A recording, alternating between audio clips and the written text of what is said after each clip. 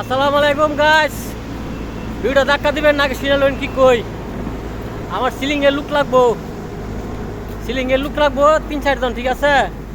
যদি কিনু ভাই বসা থাকেন তো আমার এনে 30 তালা করে দুইটা প্রজেক্ট আছে। হ্যাঁ, এনে মনে কর পুরা কাজের চাপ, ঠিক আছে? পুরা কাজের চাপ, পুরা মাসে মাসে কাম করতে পারবেন, পুরো 1 বছর কাম হইব, ঠিক আছে?